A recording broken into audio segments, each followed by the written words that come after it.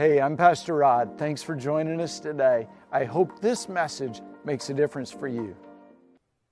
Now, right off the bat, I want to make sure you understand it's not a sin to be depressed. Dealing with depression does not make you a weak Christian or a bad person. I also want to be clear, depression can be caused by chemical imbalances and other medical conditions. Needing medication to get your body healthy and balanced is often necessary. Don't throw your medication away without consulting with your doctor. I'm not talking about medical causes of depression because I'm not a doctor. I do want to talk about when circumstances get you down and you find yourself battling discouragement and depression. One of the most famous men in the Old Testament was a prophet named Elijah. Elijah was a man of great faith who God used to do many miraculous things. But this is not the story of an incredible miracle. Instead, it's a look at the lowest moment in Elijah's life. Let me set it up for you. Elijah won a huge victory over the prophets of Baal in a showdown to determine the one true God. It is a great story. It's found in 1 Kings chapter 18. I encourage you to read it. I'm going to give you the super short version. 2 altars were set up, each with a sacrifice. Whichever God was real would send fire from heaven and consume the sacrifice. So the prophets of Baal went first. They yelled, they screamed, they cut themselves, they cried out to Baal. He never showed up, no fire. When they were done, Elijah poured water on his sacrifice. He's a little smart aleck, making it a little more difficult. He prayed a simple prayer to God, and fire from heaven burned up the sacrifice, even burned up the rocks. It was impressive. When all the people saw this, they fell prostrate and cried, "The Lord, He is God. The Lord, He is God." It's awe. It's a little bit of fear, because if He can send fire to those rocks, He can send fire down on you. It was a time of spiritual awakening in a pagan nation. Then Elijah prayed, and God sent rain, ending a long drought. Another miracle. Elijah was riding high. He was famous and popular, and people were listening and watching. But there was one person who didn't like Elijah.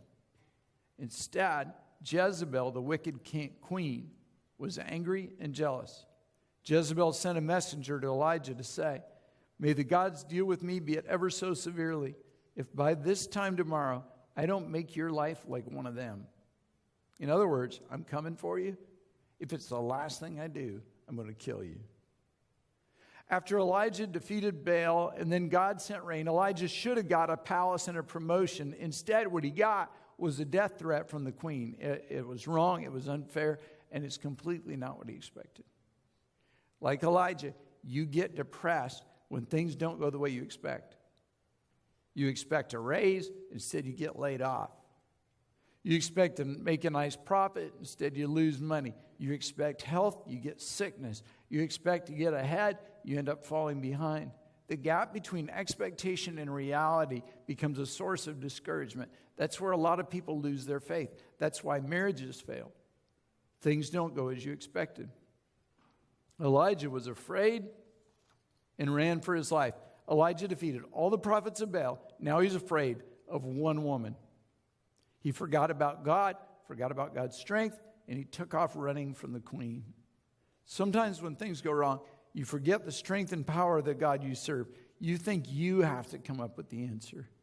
You get depressed when you forget the power of God and instead try to handle things on your own. When Elijah came to Beersheba in Judah, he left his servant there. Now, if Elijah had kept his servant around, his servant might have said, "Hey, snap out of it, Elijah. Remember all those dead Baal prophets? Remember fire from heaven? We can handle one old woman. Come on, God's on our side. Let's go." But Elijah didn't hear that. He didn't hear words of encouragement because he retreated into solitude. And we do that same thing, don't we? When things go bad, you withdraw. The people who could encourage you or challenge you are left behind. Sometimes it's not intentional. You just get so caught up in trying to fix your problems that you forget to allow others in. You may not intentionally remove yourself from the right people, but you don't intentionally surround yourself with them. I've heard it so many times. I just haven't felt like being around people and coming to church. I'm just struggling. Well, that's the very time you should be at church. See, isolation feeds depression.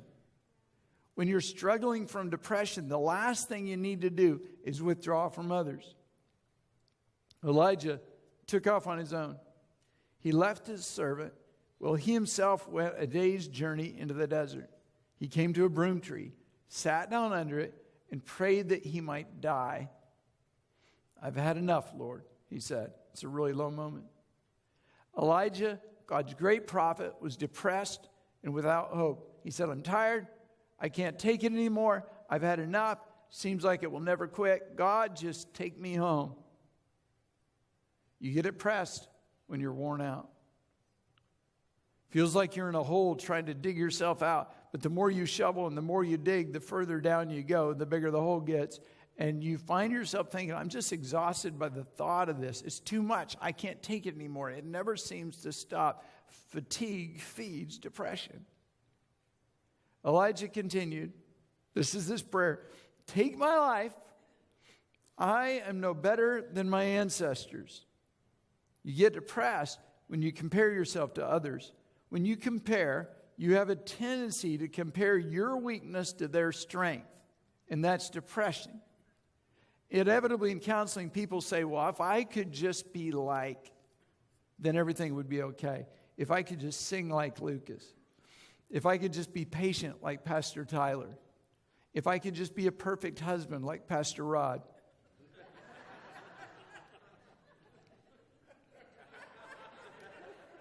The sad thing there is how loud Cindy laughed. That's not what I was hoping for. Don't compare yourself to others. That's a trap that will only make you more depressed. Then Elijah lay down under the tree and fell asleep. All at once an angel touched him and said, get up and eat. He looked around, and there by his head was a cake of bread. I guess you could call that angel food cake.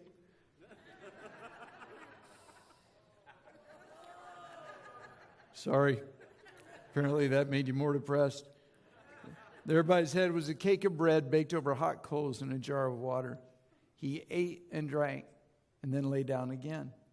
The angel of the Lord came back a second time and touched him and said, get up and eat, for this journey is too much for you. The angel told Elijah, you can't make it on your own. This road's too long. It's too difficult. You need help. You get depressed when you try to make it in your own strength. Paul wrote in 2 Corinthians, but he said to me, my grace is sufficient for you, for my power is made perfect in weakness. Therefore, I will boast all the more gladly about my weaknesses, so that Christ's power may rest on me. That is why, for Christ's sake, I delight in weakness and insult and hardships and persecution and difficulties. For when I am weak, then I am strong. It's when we acknowledge our weakness that we can receive his strength. And so he, Elijah, got up, ate and drank.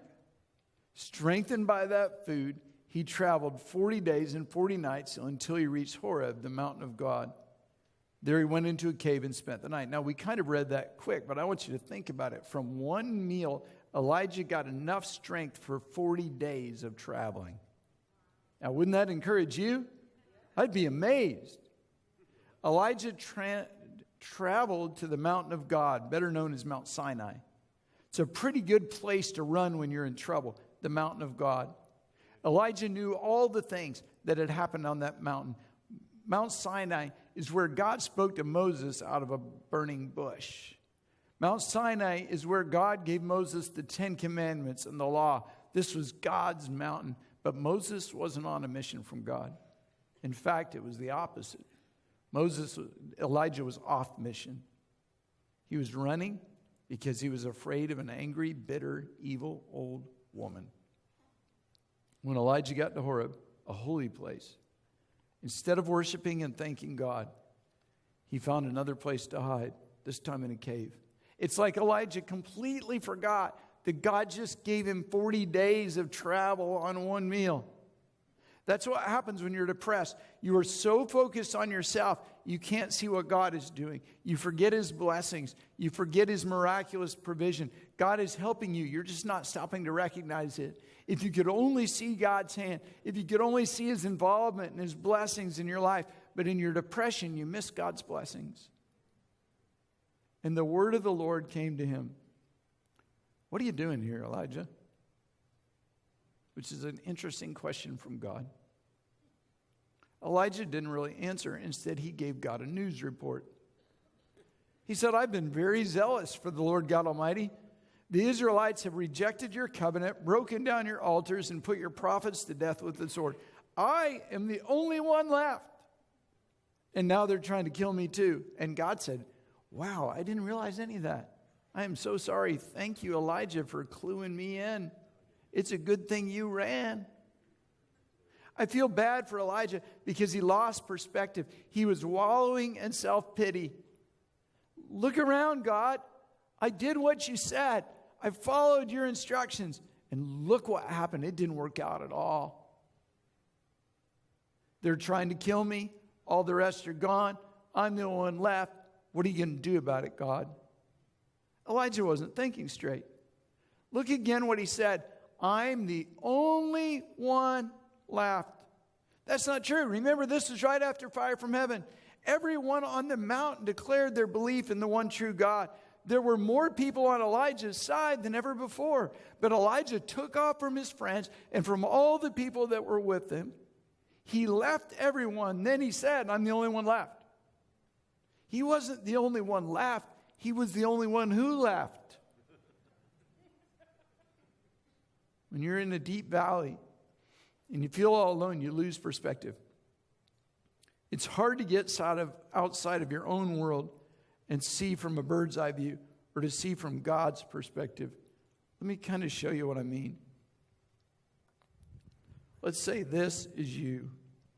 We're going to say you're little and you're a bit square. And right in front of you is all the bad things that are happening in your life.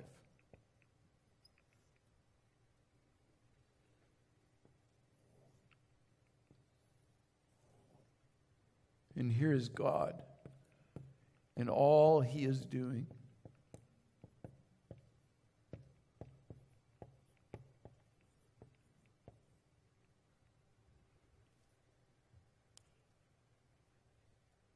When you allow all the bad things to block your focus, you're seeing that, and you can no longer see past the difficult circumstance. You can no longer see past the problems. You can no longer see past the people against you to the God who is still there, and he's still working on your behalf.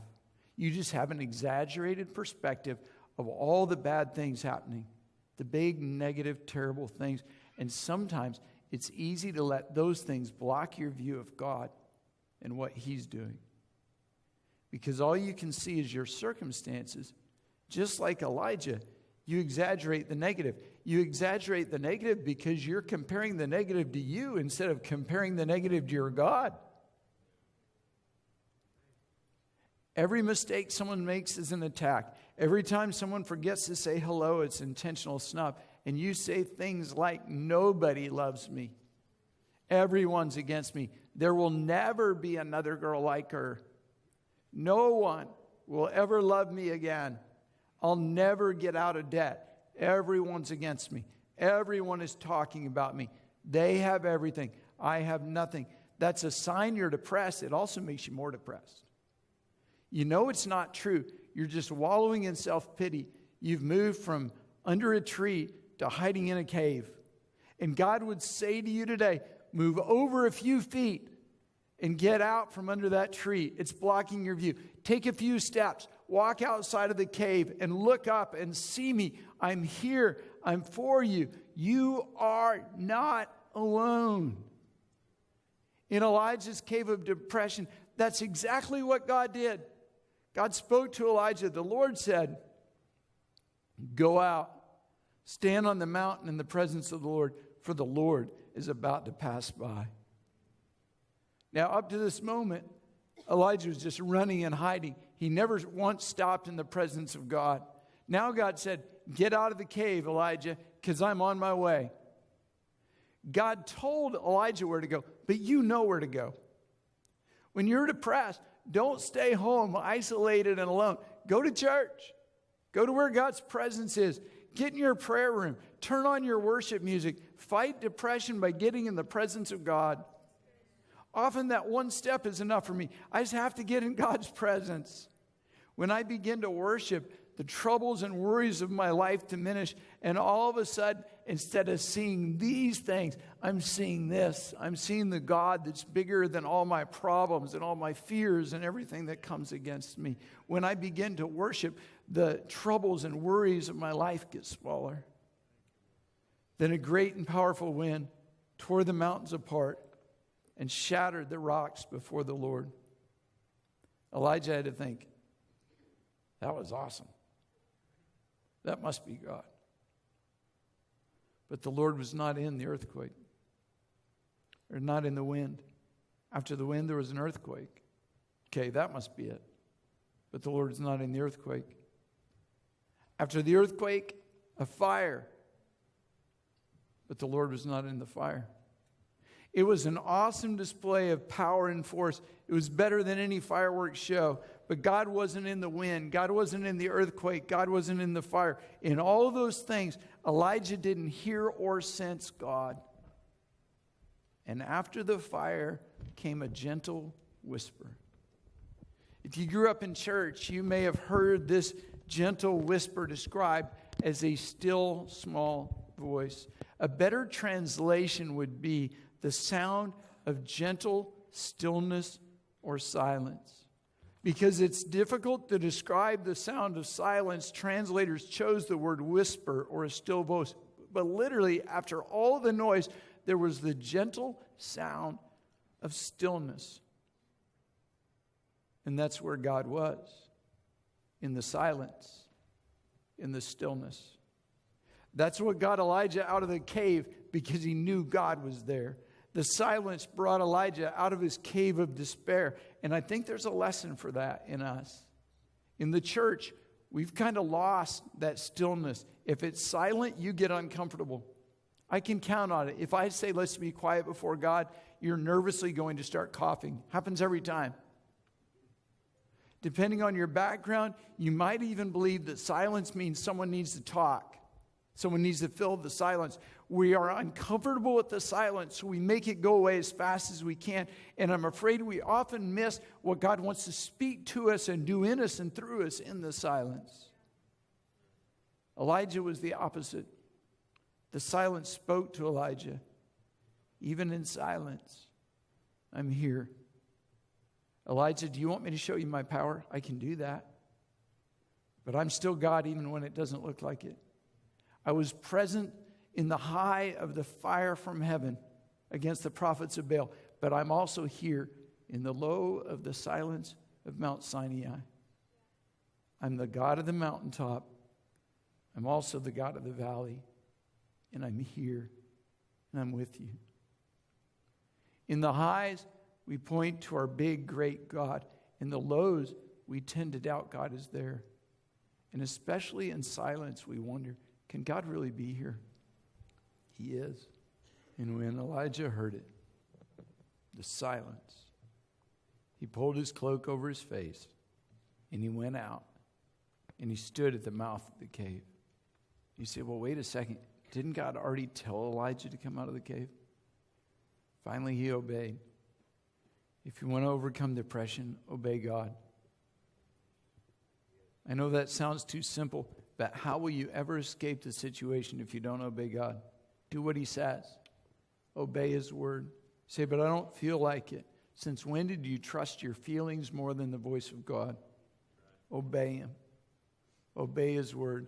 Obey God. I worked on a list of things you could do here. I wanted to give you, here's the top 20 things you can do to obey God.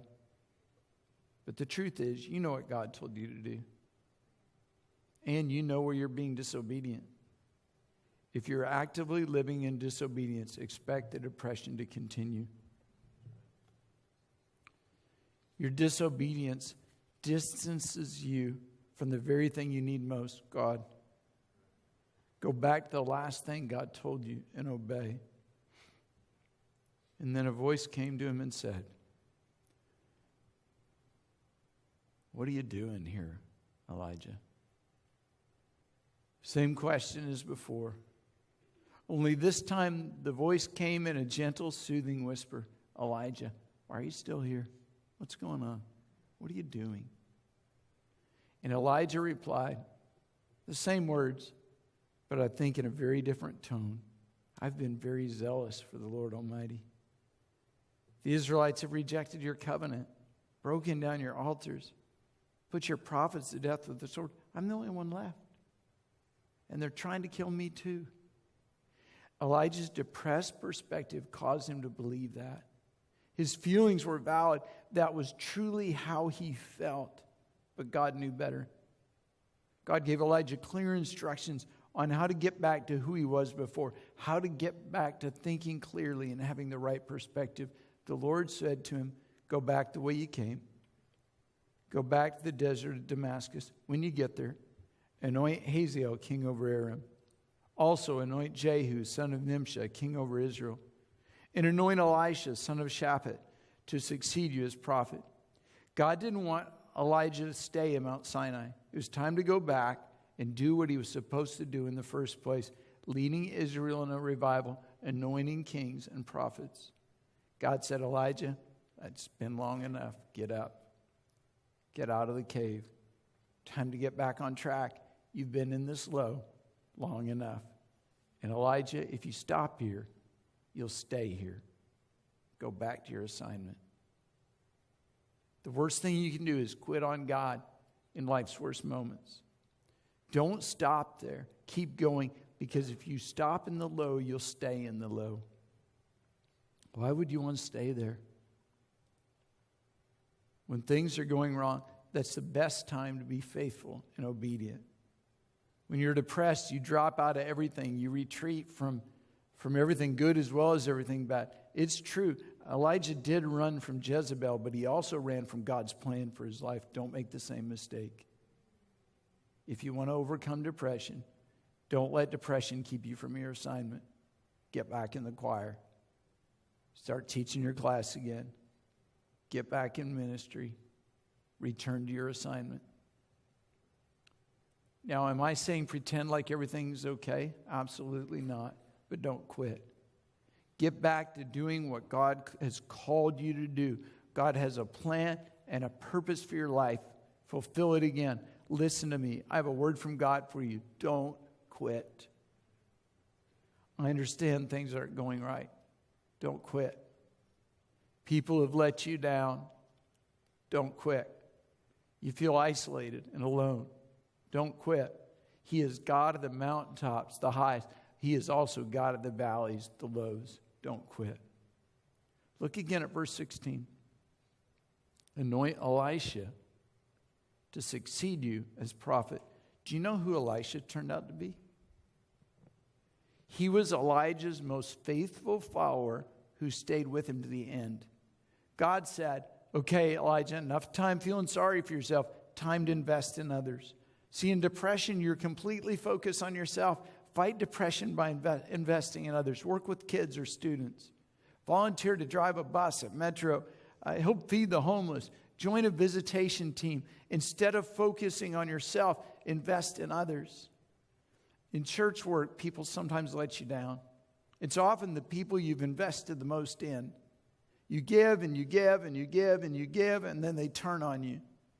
And I tell our team, when that happens, as fast as you can, go right back out and invest in someone else.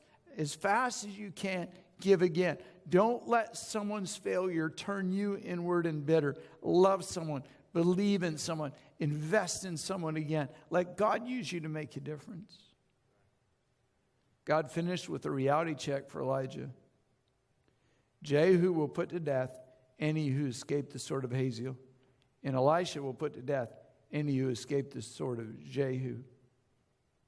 Now, look what God says. Yet, I reserve 7,000 in Israel, all whose knees have not bowed down to Baal and whose mouth have not kissed him. Now, you remember what Elijah said a few minutes ago to God? I'm the only one left. God let that go. But now God's coming back. And God's saying, by the way, that only one thing, not quite. In fact, there are 7,000 more people in Israel who have not bowed down to Baal, but who follow me. Not only are you not the only one, there's more than 7,000 people with you. When you're trying to overcome depression, remember, you are not alone. God's with you, and we're with you. You aren't alone. There are people who will fight this battle with you. Don't go hide under a tree or in a cave. Don't withdraw. Don't go it alone. Come out of that cave and let us fight with you. We will love you, encourage you, pray for you, and help you hear God's voice. That's what family is for. And we're in this together. I want to pray for you today. If you're in a moment or a season of discouragement or depression, and we have, hear me for just a moment, in the church we have done a disservice and we have made it uncomfortable to admit that, and that's sad and that's wrong. We worry, what will people think if I admit that? Here's what people are going to think: you're discouraged or depressed. And we've all been in that season before, and that is not something to be ashamed of. That shame keeps you from the love and the prayers of God's people. Don't let it. We've got to get past that. You say, well, what are people going to think if I'm depressed? They're going to think you're depressed. And then we're going to pray for you. And we're going to pray that God will bring you out of that, and that you'll hear his gentle voice. Would you bow your heads with me?